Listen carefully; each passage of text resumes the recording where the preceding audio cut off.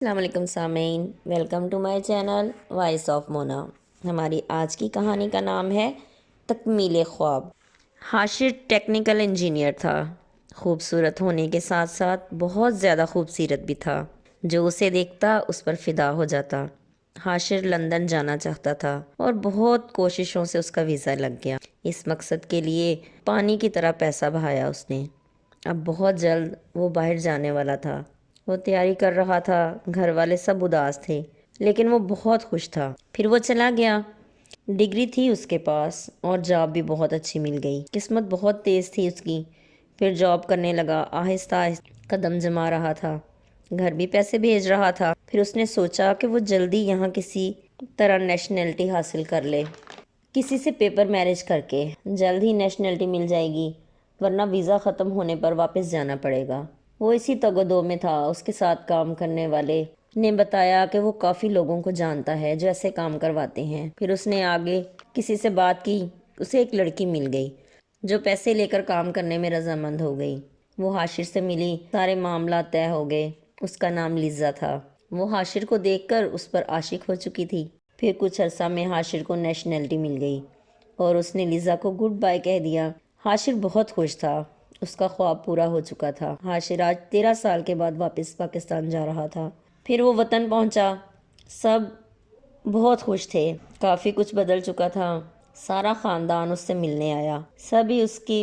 سبھی اس سے بات کے خواہش مند تھے کہ حاشر ان کا داماد بن جائے، لیکن حاشر کو تلاش تھی ایک مخلص ساتھی کی جسے دولت کا لالچ نہ ہو، جس کے ساتھ وہ خوش رہ سکے۔ وہ 6 ماہ کے لیے چھٹی پر آیا تھا۔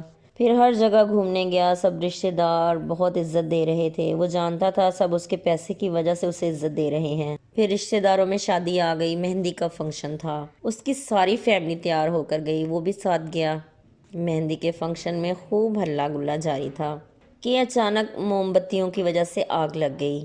وہ بھی بھاگ کر آگے بڑھا۔ ایک لڑکی کے کپڑوں میں آگ لگ چکی تھی۔ حاشر نے بڑی مشکل سے آگ بجھائی۔ وہ لڑکی خوف سے بے ہوش ہو چکی تھی۔ حاشر اسے اٹھا کر باہر لے گیا۔ وہ بہت خوبصورت تھی۔ حاشر اسے دیکھتے ہی اس پر فدا ہو چکا تھا۔ پھر اسے ہوش آ گیا۔ سب اس کے گرد اکٹھے ہو چکے تھے۔ حاشر وہاں سے ہٹ گیا۔ دوسرے دن بارات تھی۔ وہ اس کی طرف ہی چلی آ رہی تھی۔ بہت خوبصورت لگ رہی تھی۔ حاشر کا فیورٹ کلر پہنے ہوئے تھی۔ قریب آئی۔ حاشر چونک گیا۔ آپ حاشر ہیں؟ جی میں حاشر ہوں۔ تھینکس، آپ نے کل میری حفاظت کی۔ کوئی بات نہیں، کوئی اور بھی ہوتا تو میں اسے اسی طرح بچاتا۔ آپ کا نام؟ میرا نام ہادیہ ہے۔ سیم نام ہے ہمارے۔ جی ہاں۔ پھر وہ واپس چلی گئی۔ دلہن کو گھر لے آئے تو حاشر کی فیملی بھی اپنے گھر آ گئی۔ حاشر نے ماں سے ہادیہ کا ذکر کیا۔ ماں نے کہا اچھا میں بات کرتی ہوں۔ دوسرے دن ولیمہ تھا، وہ بھی تیار تھا۔ آج ہادیہ پھر سے اسے دیکھ کر مسکرا رہی تھی۔ حاشر بھی مسکرا دیا اور سینے پہ ہاتھ رکھ کر سلام کیا۔ وہ اس کے پاس ہی آ گئی۔ کہیے آپ کیسے ہیں؟ جی ٹھیک ہوں۔ ہادیہ ایک بات بولوں آپ سے؟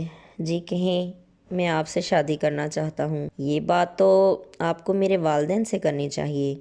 حاشر خوش ہو گیا۔ اسے من چاہا جیون ساتھی مل گیا تھا۔ اس کی تلاش اب ختم ہو چکی تھی۔ وہ ایک کامیاب زندگی اور ایک کامیاب ساتھی کے ساتھ مکمل ہو چکا تھا۔ جیتے رہیے، خوش رہیے۔